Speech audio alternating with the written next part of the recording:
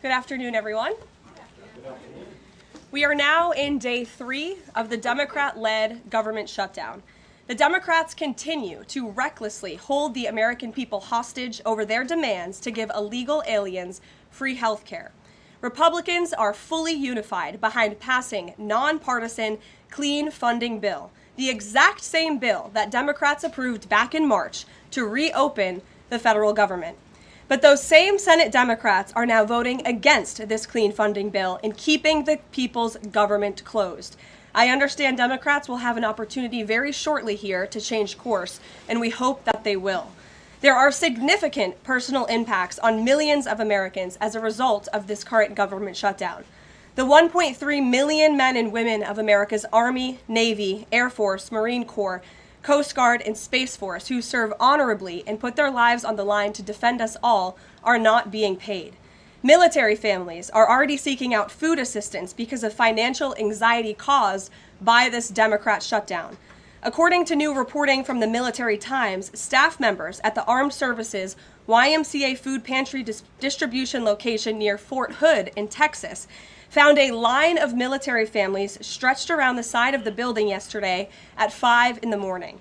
According to the staff who work there, that is, quote, not happened ever. They've already had a 34% increase this week over past weeks. President Trump and Republicans fundamentally believe we have a sacred responsibility to protect and provide for our military families with the resources they need to thrive. If Democrats believe in this very simple premise too, they should end this shutdown immediately. Unfortunately, the severe impacts of the Democrat shutdown extend beyond our troops. Nearly 7 million mothers, infants, and low-income families who rely on government-run food assistance will be in jeopardy if the WIC program runs out of money in the weeks ahead. The more than 13,000 air traffic controllers who ensure that Americans fly safely in airports across the country are currently working without pay. The National Flood Insurance Program is in danger of lapsing, which could leave families without necessary help if a disaster strikes, and we are in the middle of hurricane season. Critical services offered at Social Security field offices are reduced for senior citizens and disabled Americans. Helpful transition assistance programs are not being provided for veterans who fought to defend our country and are now trying to re-enter civilian life. The economic consequences of this shutdown are piling up every day. Policymakers, markets, and even the Federal Reserve are flying blind at a key juncture because BLS and BEA data are on hold until the government reopens. Democrats shutting down the federal government to give health care to illegal aliens could lead to lower growth and higher unemployment rates for Americans. According to a new memo from the Council of Economic Advisors, the U.S. economy could lose $15 billion of growth domestic product each week. Every single week, the Democrat shutdown extends, with a month-long shutdown leading to an additional 43,000 unemployed people. Small businesses are likely to encounter delays in receiving federal loans. Mortgage applications will likely shrink. And just this morning, Business Roundtable, an association of more than 200 CEOs of Americans' leading companies representing every sector of the U.S. economy, put out a statement urging Congress to pass the clean CR that will once again come before them in the Senate floor in just a few moments. Quote, a fully functioning government is essential for American businesses, workers, and consumers, while policymakers continue working on a full-year funding package and other pressing issues. Again, that is a quote from the Business Roundtable.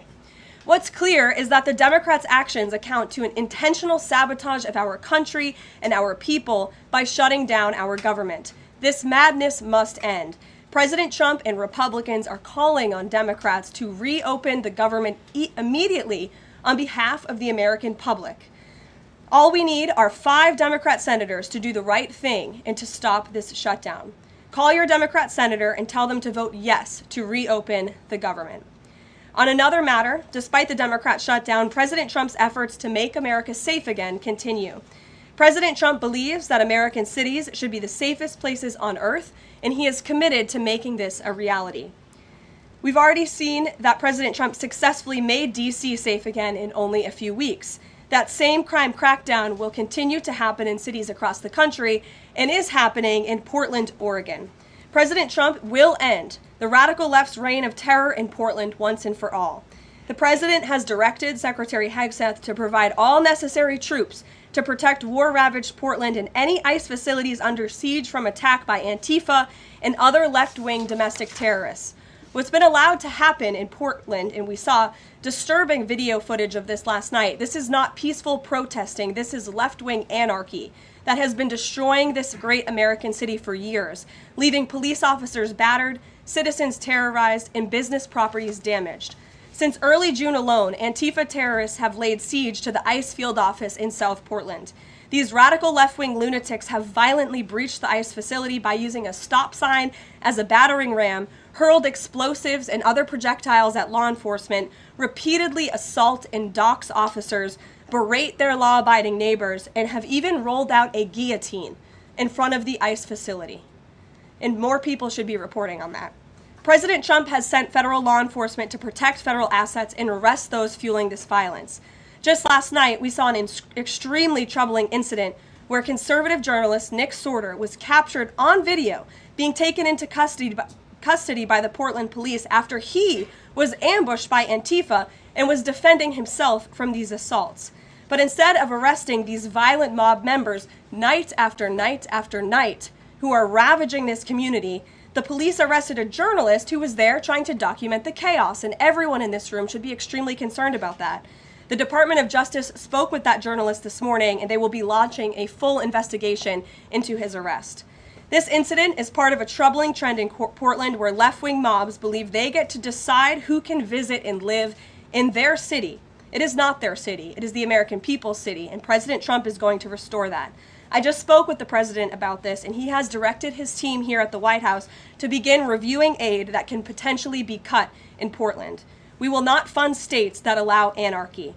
There will also be an additional surge of federal resources to Portland immediately, including enhanced CBP and ICE resources. Law and order will prevail, and President Trump will make sure of it.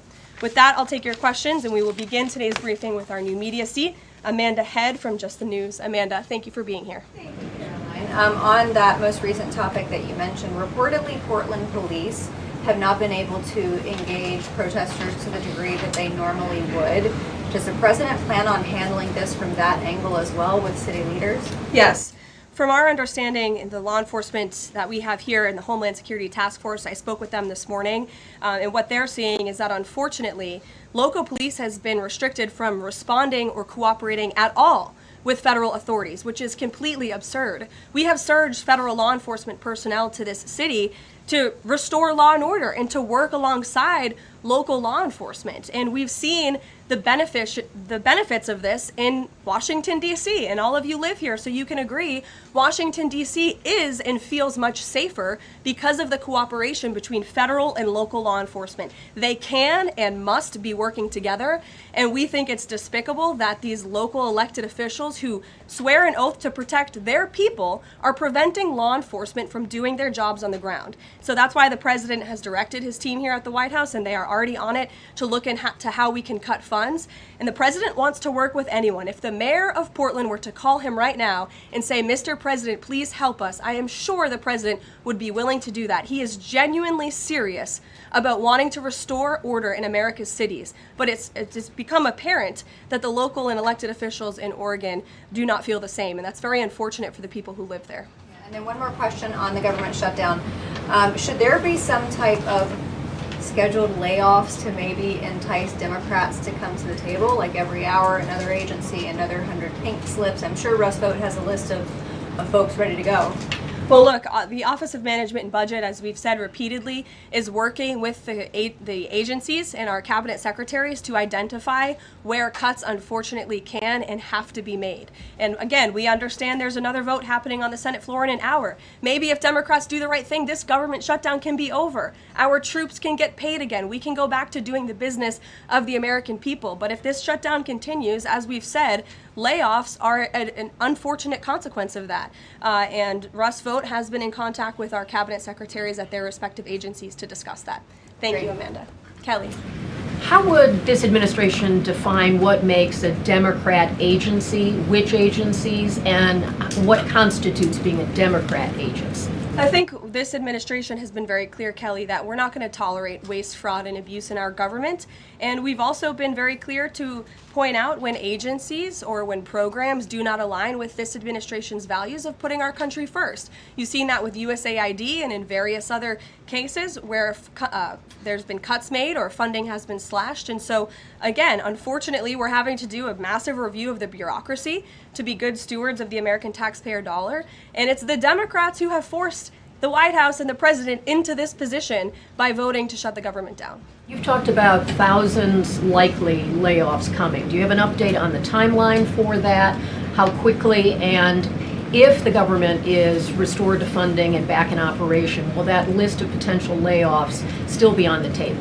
Look, as I just stated, the Office of Management and Budget is in constant communication and contact right now with our cabinet secretaries and agencies across the board to identify, unfortunately, where layoffs have to be made and where cuts have to happen. But again, the Democrats have an opportunity to prevent this if they vote to reopen the government. That is all this administration and the president is asking for. Vote for a clean, continuing resolution to keep the government open. Peter. Thank you, Karoline. During the campaign, Thank you, Peter. I was raised to say thank you in the White House briefing room. During the campaign, President Trump said that he did not know anything about Project 2025. Now he knows about it. Is that the blueprint for shrinking the government? Look, the blueprint is what the president and his team and his cabinet secretaries ultimately decide. And the president trusts his cabinet secretaries to identify where there is waste, fraud, and abuse. We pointed out this morning, or Russ Vogt tweeted about this morning, a Chicago rail project that was canceled. We paused $2.1 billion in Chicago infrastructure projects, specifically the Red Line extension and the red and purple modernization projects.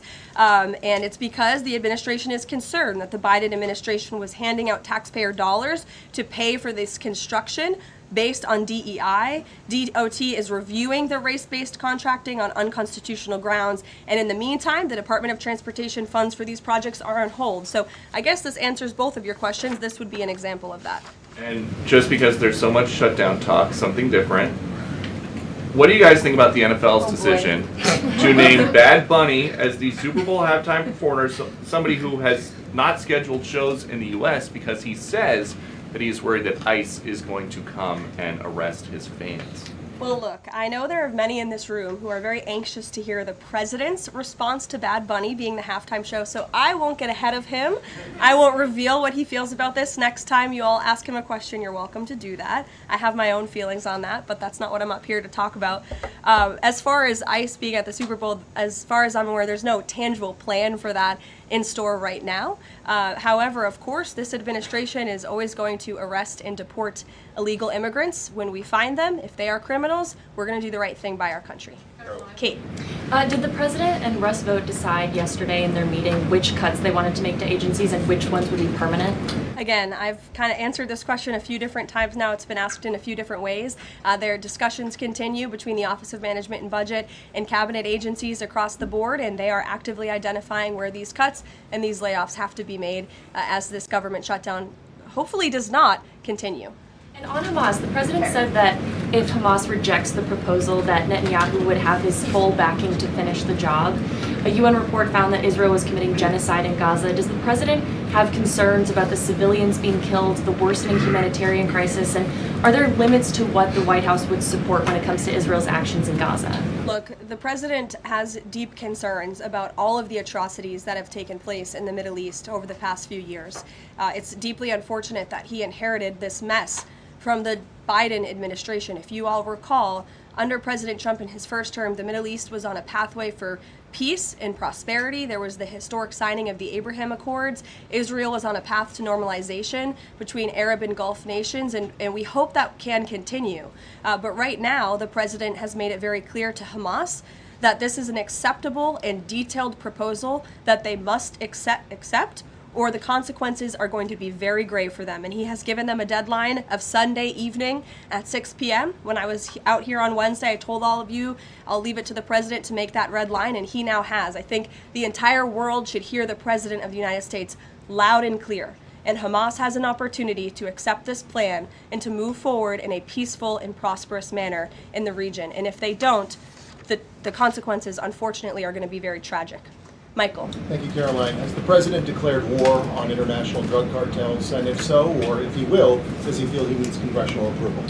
As the White House has said many times, the president has directed these actions, these strikes against Venezuelan drug cartels and these boats, consistent with his responsibility to protect the United States interests abroad and in furtherance of the U.S. national security and foreign policy interests. This is pursuant to his constitutional authority as commander-in-chief and the chief executive to conduct foreign relations. In each of these cases, Michael, the vessels have been assessed by the U.S. intelligence community to be affiliated with designated terrorist organizations engaged at the time in trafficking illicit drugs to our country. The president has been very clear, dating back to the campaign trail, that he is always going to do what's in the best interest of the American homeland. And he also promised the American people he was going to end the drug epidemic that has taken far too many American lives. And you're seeing those actions play out almost every single day here. One last question on the shutdown, Caroline. Hakeem Jeffries has said that President Trump is in the Presidential Witness Protection Program since the shutdown has begun. What's the White House's reaction to that? That's just more ridiculous fodder from Hakeem Jeffries. As you all know, because you're here every day, the president is literally working around the clock right now. I think he has a swearing-in ceremony, or he already did. He has several meetings on the books today. He literally works 24/7. Anyone who works in this place or covers this place, as you all do, knows that to be true. And Hakeem Jeffries and the Senate Democrats should get back to work in a few minutes and vote to reopen the government. Emily. Thank you, Caroline. You spoke earlier about the energy and infrastructure projects that Director Vogt paused. Will the White House agree to restore that funding as part of a deal to end the shutdown? Well, I won't make any agreements here.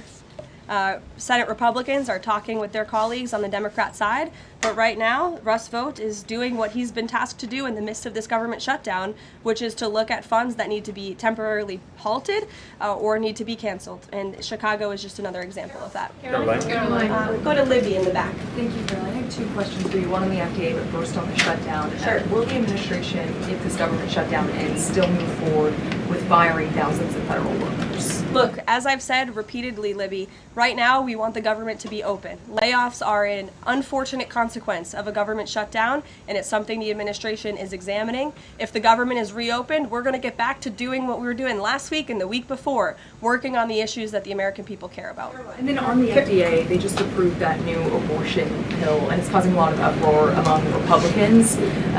What is the president's response to that, and does the administration plan to have that FDA approval? Well, the Secretary of Health and Human Services, Bobby Kennedy, has put out several statements on this. The HHS's decision, it's not an endorsement of this drug by any means. They are just simply following the law. And as they put out in their statement, by law, the Secretary of Health and Human Services must approve a generic drug application if the application demonstrates the generic drug is the, quote, same as the brand name drug. Generic applicants are not required to submit independent evidence proving safety and effectiveness. As such, FDA's decision to approve a second generic version does not address the merits of the current safety program. HHS is reviewing adverse effects to ensure the FDA's required safety program for the drug is sufficient to protect women. This safety review equally applies to generic versions of this drug. So FDA and HHS are following the law. It's, again, not an endorsement of the drug itself. Mary. Thanks, Caroline. Two questions on the shutdown. You've argued that these impending layoffs are necessary to keep essential services up and running, but that has never been the case in any previous shutdown. Even when the government was shut down for 35 days in Trump's first term, you've never had to lay off thousands of workers to keep essential services up and running. So why are layoffs now necessary in this shutdown? Because we have an administration and we have a president who are wholeheartedly focused on restoring fiscal sanity to our government and doing the right thing by the American taxpayer. We are $37 trillion in debt, and the federal government is currently shut down. There is no more money coming into the federal government's coffers. And as you've also seen since the beginning, in January, this administration is focusing on waste, fraud, and abuse. And so Democrats have given this administration an unenviable choice to have to take a look at the balance sheet and identify where these cuts and layoffs can be made. And you just said this is an unenviable choice, that this is an unfortunate consequence, but the president has described this as an unprecedented opportunity.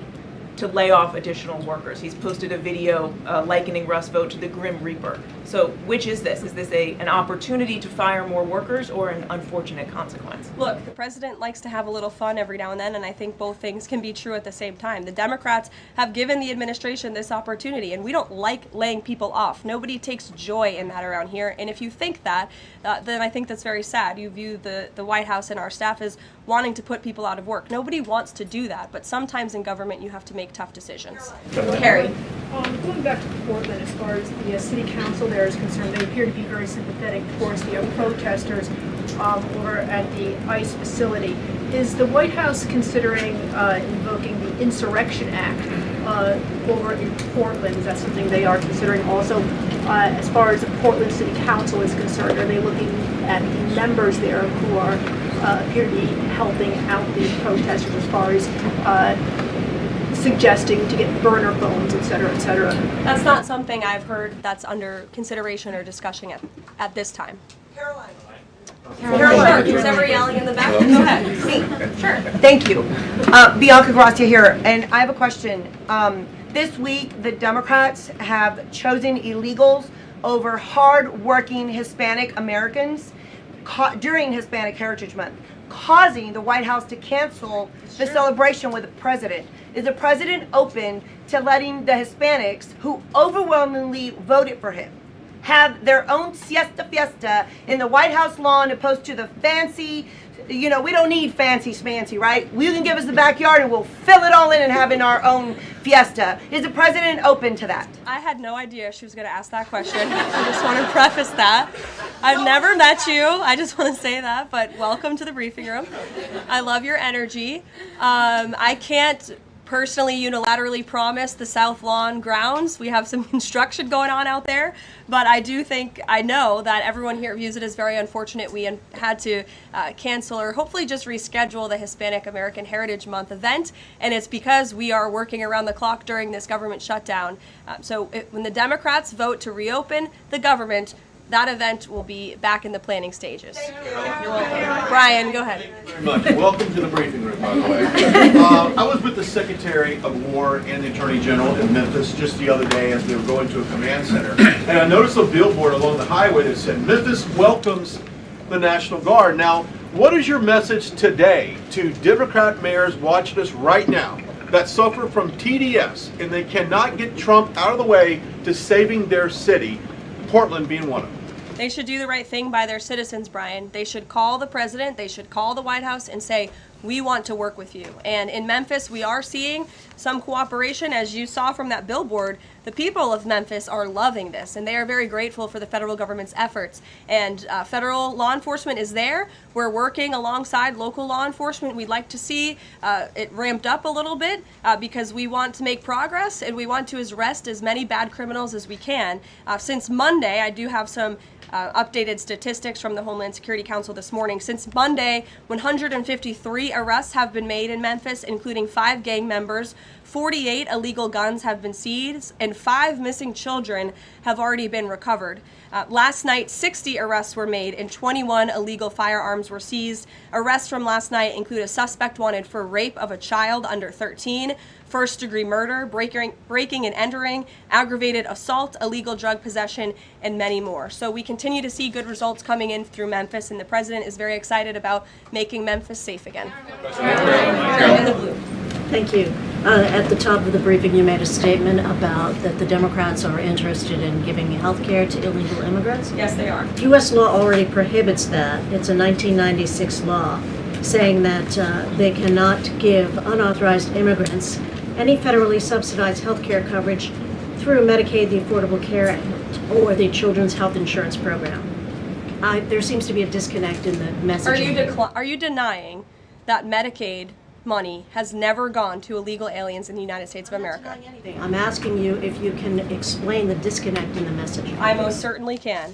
The Democrats' proposal, their continuing resolution, let me just reiterate, the Republicans' continuing resolution was a clean continuing resolution. There was no partisan politics injected into it. There were no conservative wish lists injected to it. What the Republicans want, and still want to this very second, is a clean continuing resolution to fund the United States government.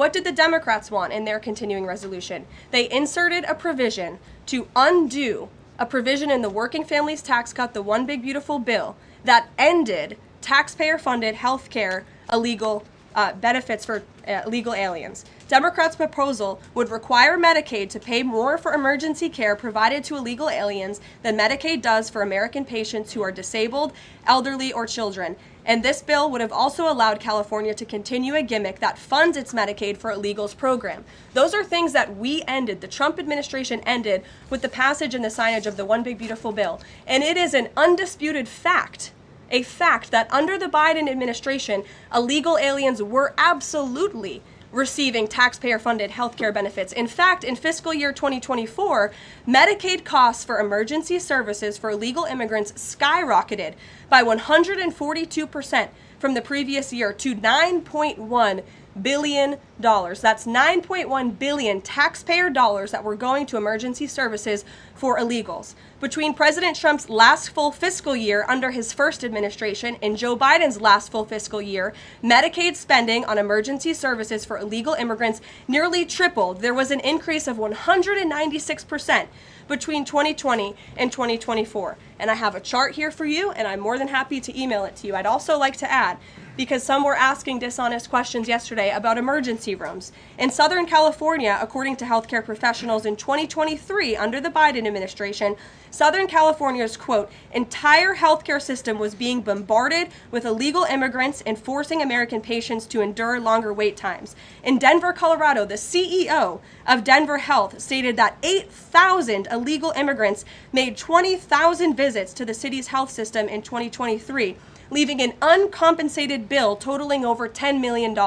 So when an illegal alien goes to the emergency room, who's paying for it? The American taxpayer. The main safety net hospital in Denver had to turn away patients due to the massive influx of illegal immigrants into the community, and UC Health Hospitals in 2024 reported their system was under stress from an increasing number of migrants. As a result, according to the head of emergency departments and urgent cares across the hospital system, quote, access is impeded for everyone. These are healthcare professionals who dealt with this directly, and there's a lot more where that came from. It is an undisputed fact that Democrats want to give taxpayer-funded healthcare benefits to illegal immigrants, period. Ed. Yeah, thank you, Karoline. Is the president talking directly to Democratic senators to try and get their vote for a clean CR?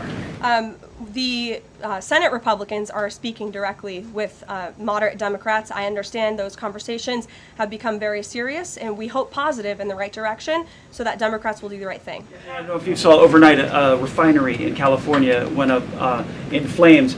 Is the president going to help the governor should gas prices spike, or could he help the governor? Look, I know the administration and the White House are aware of that situation that took place. I don't have any announcements for you, Ed, on that. Has the president seen the first draft of the commemorative coin that the Treasury is doing for the 250th anniversary? It has his face on it. Oh, I'm not sure if he's seen it, but I'm sure he'll love it. Kara. Thank you, Caroline. It's now being reported that former President Biden's DHS and TSA placed peaceful January 6 protesters and even Americans who refused to wear masks during COVID onto watch lists usually reserved for terrorists. Most of these people were not charged with crimes. Does the White House have a comment on the prior administration violating the free speech and due process of these Americans? And where is the outrage from the left that claims to stand for due process and free speech? And after that, I have another question about protecting journalists from Antifa. Sure. Well, Kara, to your first point, please send me that report. That's certainly very concerning. I haven't seen it myself, but if indeed that was happening, it's something I'm sure the Department of Justice and the FBI would deem worthy of looking into. And journalists, as you mentioned earlier, are being increasingly attacked by leftist protesters. I was actually assaulted outside of President Trump's United Nations speech, and I think the White House is aware that a Portland journalist was almost blinded by an Antifa protester. This has been a problem that's gone on for years, and police often say that their hands are tied. Does the White House have a plan or plan on issuing a statement maybe discouraging this violence against journalists out on the street like me and so many others in this room? Well, I hope that my statement earlier in the briefing served that purpose, but of course we condemn violence against anyone in this country, and journalists as well, who are exercising their First Amendment right. And there have been so many incredible independent journalists across the country who have gone undercover within Antifa and really have come to understand how this is a growing domestic terrorism threat inside of our country. And I would encourage maybe some of you in this room to get outside inside the Beltway and go do some of that undercover investigative reporting, because it is really incredible what they found. I met with one of them in my office yesterday, and they're doing very dangerous work in difficult circumstances, and Antifa is a very violent group, as you've experienced and that many others in the media have as well. Christian. Yeah, thanks, Caroline. Following up on Libby, sort of on the other side of the abortion debate, has the president abandoned his campaign pledge to mandate insurance coverage for IVF services? No. Was there any update on that? We flew by that May EO deadline for the White House to produce a plan. I literally just read a statement from the Health and Human Services on for Libby at least, as far as IVF goes. I'll check in with our policy team and we'll get you some updates. Russia, how concerned is the White House that the Russian Navy seems to be escalating its provocation of NATO allies? I'm talking, of course, to the several close calls they've had with the Danish military during the EU leaders meeting in Copenhagen. It's something the administration takes very seriously, and we are constantly monitoring it. The National Security Council here at the White House is in constant correspondence with our NATO allies, and the president speaks to many of them as well. Yes. We've seen a spate of gun violence in this country, both mass shootings. We've seen this Michigan church that was attacked, children being shot in pews in Minnesota. We've also seen politically motivated assassinations of Minnesota lawmakers, Charlie Kirk. Has any of this made the president or the White House rethink gun safety prevention in this country? Either red flag laws, I know that was a conversation in the first Trump administration, or is there anything on the table right now on gun violence? Of course, this is an extremely pressing issue for the administration in our entire country. It's deeply alarming to everyone here, the violence that we've seen taking place all over the country, the assassinations that have unfortunately, tragically taken place throughout the last several months. There are many discussions about how to prevent such violence and how we can ensure that law enforcement has the resources they can on the ground to not only respond, but again, to prevent such tragedies from taking place. If there are red flags with an individual in a community, that they are treated as an emergency, a public safety emergency, not just, turn a blind eye to.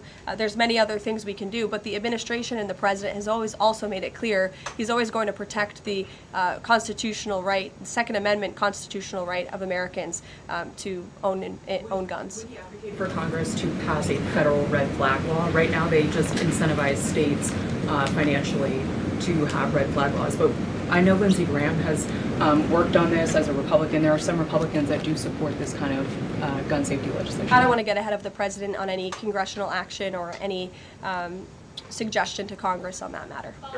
Andrew. Thank you, Caroline. Two things. First, to follow up on something you said earlier about hospitals treating undocumented or illegal aliens. Is it the administration's position that hospitals should not have to treat people who come into the emergency department who are not here legally? No, that's not our position. Our position is that it's completely unacceptable that the Biden administration paroled and encouraged an invasion of tens of millions of illegal aliens into our country and then promised them free health care. And the Democrats are on the record repeatedly stating that they believe illegal aliens should have health care benefits, free health care benefits in the United States of America. So that is a recipe for a disaster. Of course you're going to encourage a mass illegal invasion of our country, which is exactly what happened. And we've seen the unfortunate consequence of that, where American patients are being put last, where American patients are having to wait in wait rooms, where grandmothers and grandfathers are waiting hours and hours for care because they're being put behind the line to illegal aliens. And we don't agree with that. We don't support that. That's why the administration is desperately trying to fix it and deport the tens of millions of illegal aliens that the Democrats and the Biden administration allowed into our country. And we'd love to continue doing that work so long as the federal government is reopened. And there are many federal law enforcement agents and officers right now who are working without pay. That's unacceptable. The Democrats need to reopen the United States government, and we hope that they will do the right thing on the Senate floor in just a few moments. Thank you, everyone.